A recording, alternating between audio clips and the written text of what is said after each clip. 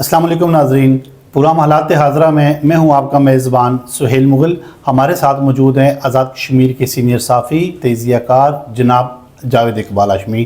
ناظرین، واقعہ پہلگام اور اس کے بعد بھارت کی جارحیت اور اس کے جواب میں پاکستان کا منہ توڑ جواب، ایسا جواب جس کے زخم بھارت جو ہے مدتوں جو ہے وہ چاٹتا رہے گا۔ اس کے بعد امریکی صدر کی مداخلت اور پھر سیز فائر اور اس کے بعد ڈی جی ایم او کے درمیان مذاکرات کے 3 ادوار اور اس وقت تک کرنٹ سچویشن کیا ہے صورتحال کی ہم بات کریں گے۔ جی ہاشمی صاحب، سب سے پہلے یہ بتائیے گا کہ پاکستان نے ہمیشہ یہ بات کی ہے کہ وہ ایک ذمہ دار ملک ہے، رسپانسبل ملک ہے، اگر اس کے خلاف جارحیت کی گئی تو اس کا منہ توڑ جواب دے گا۔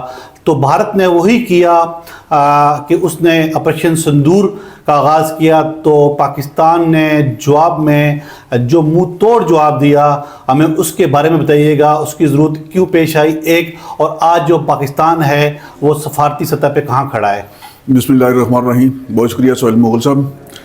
ہندوستان کا شروع دن سے یہ وتیرہ رہا ہے کہ وہ پاکستان کو بین الاقوامی سطح پر بدنام کرنے کے لیے اور اپنے اندرونی حالات سے توجہ اٹھانے کے لیے وقتاً فوقتاً کوئی نہ کوئی فرضی ڈرامے رچا کر اس کا الزام پاکستان پر رکھتا رہا ہے اور دنیا میں پاکستان کو ایک دہشت گرد ملک کے طور پر متعارف کروانے کی کوشش کرتا رہا ہے۔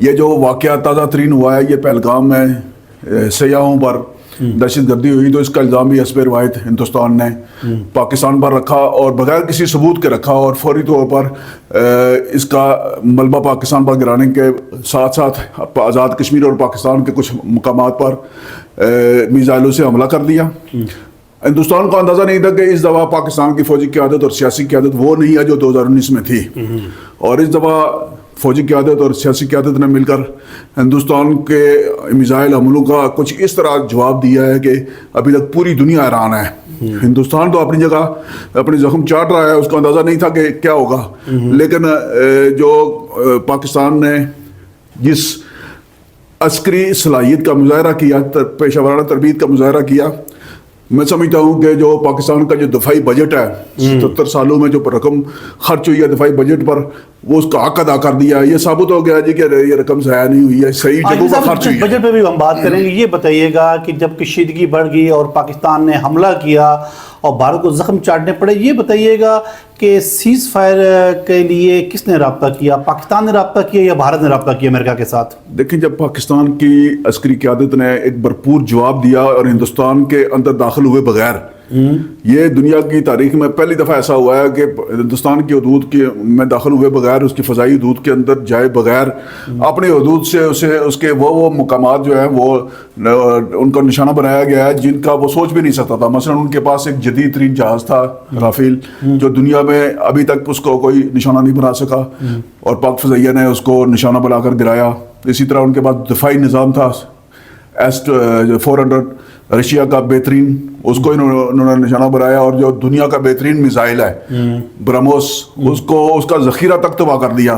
اور یہ وہ معاملہ تھا جس کے نتیجے میں ہندوستان کو اس شدید رد عمل کی وجہ سے ہندوستان کی حکومت کو اور ان کی فوج کو سمجھ نہیں آئی کہ ان کے ساتھ ہوا کیا ہے۔ صحیح ہے۔ بوکھلاہٹ کے عالم میں مودی سرکار نے خود امریکی صدر کے ساتھ رابطہ کیا، جنگ بندی کی پیشکش کی، اور امریکی صدر کو اس وقت اندازہ ہوا کہ کس حد تک ہندوستان کو نقصان پہنچ چکا ہے۔ اور ہندوستان جب مودی نے من ترلا کیا تو اس کے بعد ٹرمپ نے مسئلہ کشمیر کی بات کی کہ مسئلہ کشمیر چونکہ بنیادی تنازع ہے، تو بنیادی تنازع حل ہوگا تو یہ مسئلہ امن کا حل ہوگا۔ اچھا ہاشمی صاحب، آپ نے مسئلہ کشمیر کی بات کی، اور جب کشیدگی کا آغاز ہوا تو بڑے لو پروفائل پہ رکھا اپنی مداخلت کو امریکہ نے، اور جب دیکھا کہ پاکستان نے بھارت کو گردن سے دبوچ لیا ہے، اور جب اس نے رابطہ کیا تو اسے ریسکیو کرنے کے لیے امریکہ میدان میں آ گیا۔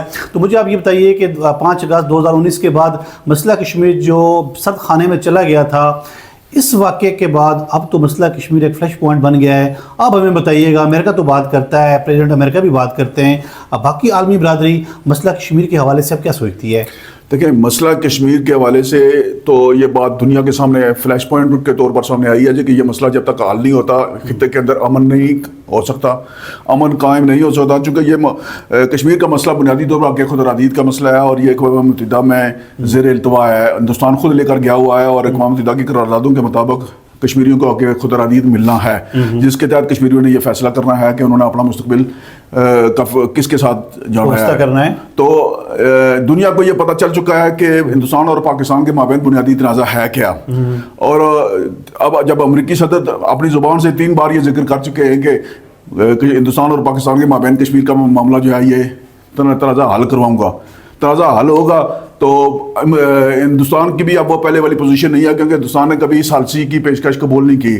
پہلی دفعہ ہندوستان کو مار پڑی ہے، ایسی مار پڑی ہے کہ ہندوستان خود ڈیفینسو ہوا ہے، اور اس کو پاکستان کی فوج کی، پاک فضائیہ کی یا پاکستان نیوی کی پہلی دفعہ صلاحیت کا، پاکستان کے پاس کون سا اسلحہ ہے، کس طرح کے جدید فائٹر طیارے ہیں اور کس طرح کے میزائل ہیں، پروفیشنل معاملات، اور جو ان کی پیشہ ور پاکستان کی فوج کی جو پیشہ ورانہ صلاحیت ہے اس کا پہلی دفعہ اندازہ ہوا ہے۔ اچھا ہاشمی صاحب، یہ مجھے بتائیے گا کہ ہم نے ہمیشہ افواج پاکستان کے بجٹ پہ بات کی ہے، لوگ تنقید کا نشانہ بناتے رہے ہیں، تو کیا آج جو آپریشن کیا ہے ہماری مسلح بہادر افواج نے، جو دھول چٹائی ہے اپنے ازلی دشمن کو، اب مجھے بتائیں اب جسٹیفائی انہوں نے اس امور کو نہیں کر دیا؟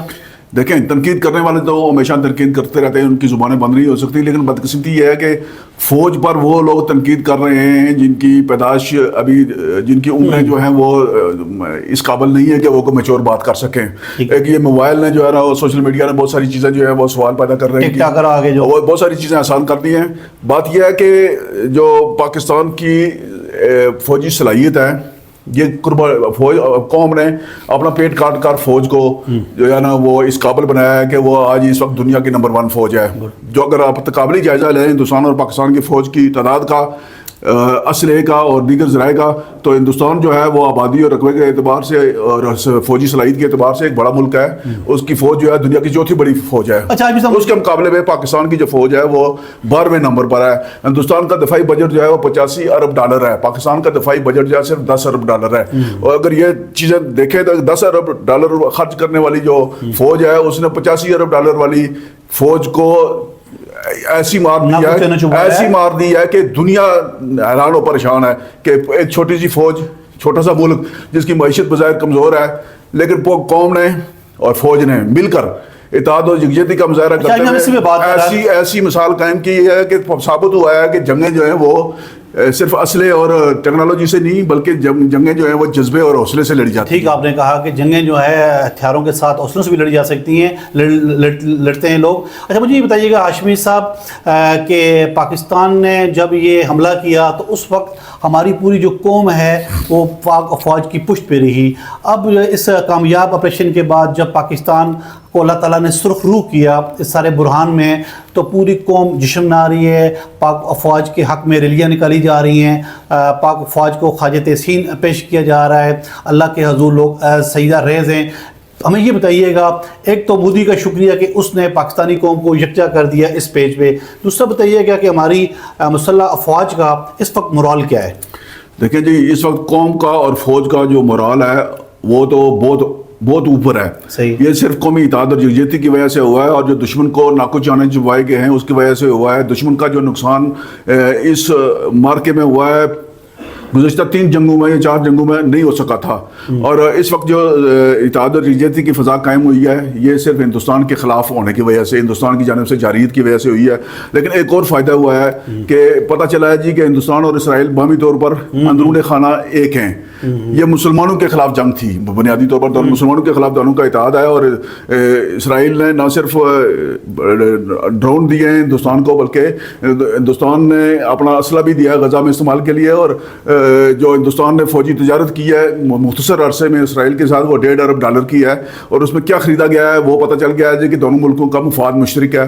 اور ماضی میں ابھی چند دن پہلے تک لوگ جو ہے وہ کہہ رہے تھے جی کہ پاکستان فوج اور جو حکومت ہے یہ غزہ میں جا کر کیوں نہیں لڑتی، فلسطینیوں پر ظلم ہو رہا ہے، تو اسرائیل نے یہ موقع فراہم کر دیا ہے، وہ خود آ گیا ہے ہندوستان میں، ہندوستان کے ساتھ اتحادی بن کر پاکستان کے خلاف۔ اب جس نے جہاد کرنا ہے فلسطین کے بھائیوں کے ساتھ یکجہتی کے لیے، وہ ہندوستان کے ساتھ اتحادی کے جو ہے نا اسرائیل وہاں یہاں اتحاد اس کے خلاف جہاد کر سکتا ہے، موقع فراہم کر دیا انہوں نے، اور یہ ثابت ہو گیا ہے جی کہ یہ جو ہندوستان کی سوچ ہے، ہندوستان کے اندر جو حکومت ہے وہ انتہا پسند حکومت، ہندو حکومت جو ہے وہ مسلمانوں کے خلاف ہے، اور دوسرا جو مسلمانوں کے خلاف ہے وہ اسرائیل ہے، ان دونوں کا باہمی اتحاد ہے۔ ہاشمی صاحب مجھے یہ بتائیے گا کہ بھارت جو اس آپریشن سے پہلے بڑھ کے مارتا رہا ہے، خود کو کو بڑی عالمی معیشت کہتا رہا ہے، ہر لحاظ سے وہ کہتا ہے، سیاسی حوالے سے، سفارتی حوالے سے. لیکن جب پاکستان نے یہ آپریشن کیا اس سے پہلے بھارت کی بڑکوں کی وجہ سے اس خطے کے اندر ایک عدم توازن تھا. تو آپ کیا سمجھتے ہیں یہ جو پاکستان نے آپریشن کیا اس کے بعد جو توازن ہے طاقت کا وہ بیلنس نہیں ہو گیا؟ صرف بیلنس نہیں ہوا بلکہ پاکستان کو بالادستی حاصل ہو گئی ہے. اور یہ بات ثابت ہو گئی ہے جی کہ ہندوستان کا جتنا بھی بیانیہ ہے، جتنا بھی پروپیگنڈا ہے وہ جھوٹا ہے. اس کی جمہوریت جعلی ہے، اس کا جو فوجی طاقت کے بڑی منڈی وہ ضرور ہے، لیکن وہاں غربت بھی سب سے زیادہ ہے، وہاں جہالت بھی سب سے زیادہ ہے. دیکھیں جس ملک میں لوگ پیشاب بھی گائے کا پیشاب پیتے ہوں اور اس کو متبرک سمجھتے ہوں، اس ملک کے لوگوں کو جو ہے نا وہ آپ تہذیب یافتہ یا تعلیم یافتہ نہیں کہہ سکتے. اور یہ ہندوتوا سوچ جو ہے نا وہ ووٹ لینے کے لیے ہندوستان کی حکومتیں جو ہیں وہ جہالت کو فروغ دے رہی ہیں اور انتہا پسندی کو فروغ دے رہی ہیں. اور پاکستان کو اور پاکستان کے مسلمانوں سمیت دنیا بھر کے مسلمانوں کے لیے یہ بات حوصلہ افزار اور اطمینان بخش ہے کہ انہیں اپنے دشمنوں کی اچھی طرح پہچان ہو گئی ہے. حالیہ جو ہندوستان اور پاکستان کے مابین جو مارکا ہوا ہے، اس میں پوری دنیا میں یہ اسلحے کی جو جنگوں کے حوالے سے تیاریاں ہیں. ہمارا مذہب جو ہے وہ تو اس کی پہلے سے تعلیم دیتا ہے کہ اپنے گھوڑے ہمیشہ تیار رکھو. یہ دین اسلام جو امن اور سلامتی کا مذہب ہے اس نے اپنی دفاع کے حوالے سے اپنے گھوڑے تیار رکھنے کا حکم دیا ہے. اور اس مارکے کے بعد جرمنی کا دفاعی بجٹ جو ہے وہ لامحدود کر دیا گیا ہے جو پہلے بالکل نہیں تھا. جاپان نے فرانس سے دفاعی صلاحیت کی جو ہے نا دفاعی چھتری طرح لینے کی بات کی ہے. اور ٹرمپ نے ساری یورپ کو کہہ دیا کہ اپنا بندوبست خود کریں. یوکرین اور روس کی جو جنگ جاری ہے اس کے بعد یورپ نے بھی جو ہے نا وہ فوجی طاقت رکھنے پر، فوجی صلاحیت بڑھانے پر جو ہے نا وہ غور شروع کر دیا. آپ کے کہنے کا مطلب یہ ہے ہاشمی صاحب کہ اب ہر ملک کو اس واقعہ کے بعد اپنی افواج کو یقینی بنانا ہوگا. آگے بڑھتے ہیں، یہ بتائیے گا ہاشمی صاحب کہ اس سارے معاملے میں، اس سارے آپریشن کے دوران بھارتی میڈیا کا جو کردار ہے وہ بڑا شرمناک رہا ہے. دنیا نے اس سے جو ہے اس کی مذمت بھی کی ہے اور کسی بھی جگہ، کسی بھی عالمی فورم پہ بھارت کے کسی میڈیا چینل کو، ان کی کسی تجزیہ نگار کو یا ان کی کسی صحافی کو کوڈ نہیں کیا گیا. ایک یہی نہیں، اور وہاں کے جو لبرل دانشور ہیں، پروین ثانی کو دیکھ لیں، وہاں سے لے کے فلم انڈسٹری کی کاجل تک، وہ اس آپریشن سے پہلے کہتے رہے ہیں جی کہ ہم امن کی بات کرتے ہیں، ہم جنگ کے خلاف ہیں. تاہم جو ہی یہ کشیدگی بڑھی تو آپ پروین ثانی کا بیان اٹھا کے دیکھ لیں، کاجل کا بیان اٹھا کے دیکھ لیں، سب کہتے رہے جناب پاکستان کو صفحہ ہستی سے مٹا دیا جائے، یہ کر دیا جائے، وہ کیا. یہ تضاد کیوں ہے؟ یہ جو بھارت کا جو میڈیا ہے جسے بھارت کی حکومت ہمیشہ ٹول کے طور پہ استعمال کرتی ہے، ہاشمی صاحب اس کا یہ جانبدار کردار کیوں ہے؟ سہیل صاحب، جنگوں کے دوران میڈیا کا استعمال جو ہے نا وہ ساری فوجیں کرتی ہیں، ساری قومیں کرتی ہیں. یہ جو ہمارا معاملہ ہے یہ تہذیبوں کی لڑائی کی طرف جا رہا ہے. اور تہذیبوں کی لڑائی میں ہندو جو ہے وہ جھوٹ کو ایک ہتھیار کے طور پر استعمال کرتے ہیں، مسلمان جو ہے نا وہ جھوٹ کی طرف نہیں جاتے. اور ہمارے میڈیا نے ہندوستان کے میڈیا کے مقابلے میں انتہائی ذمہ داری کا مظاہرہ کیا. یہی وجہ ہے کہ دنیا کے سامنے ہندوستان کا جو میڈیا ہے وہ بے نقاب ہوا ہے، ان کا جھوٹ بے نقاب ہوا ہے. پوری دنیا کے غیر جانبدار میڈیا نے ہندوستان کے کسی میڈیا کا حوالہ نہیں دیا، ریفرنس نہیں دیا. ہر ایک نے اپنی رپورٹ جاری کی ہے اور جس میں ہندوستان کے میڈیا کو یک طرفہ جھوٹا اور اس کو جو ہے نا انہوں نے پاکستانی میڈیا کے بارے میں کیا کہتے ہیں ہاشمی صاحب؟ ہندوستان کے میڈیا کے بارے میں یہ کلیئر ہو گیا نا کہ وہ بائسڈ ہے. پاکستان کے میڈیا کی جو صورتحال ہے وہ کریڈیبل ہے. پاکستان کے میڈیا نے کوئی ہائپ کریٹ نہیں کی، کوئی جھوٹا پروپیگنڈا نہیں کیا. ہندوستان کے میڈیا نے تو پورا پاکستان فتح کر لیا تھا. آزاد کشمیر پر قبضے کے بعد لاہور، کراچی، اسلام آباد ہر جگہ قبضے ہو گئے تھے. لیکن جب دنیا نے دیکھا جی کہ یہاں تو کچھ بھی نہیں ہوا، اور جب پاکستان نے جوابی طور پر جب کارروائی کی تو پھر ہندوستان کی چیخیں ساری دنیا نے سنی اور ان کو پتہ چل گیا جی کہ ان کے قول و فعل میں کتنا تضاد ہے اور یہ اسی سلوک کے مستحق ہے. بہت شکریہ، بہت شکریہ جناب جاوید اقبال ہاشمی صاحب. ناظرین، یقیناً پاکستانی افواج نے جو کارنامہ سر انجام دیا ہے اس پہ پوری قوم کا جو ہے سر فخر سے بلند ہے اور ہمیں بھی جو ہے اللہ کے حضور اس پہ شکر بجا لانا چاہیے. آج آپ نے ہمارا پروگرام دیکھا، یہ پروگرام آپ کو کیسا لگا؟ اپنی آراء سے ہمیں ضرور آگاہ کیجیے گا. ہمیں دیجیے اجازت. اللہ حافظ.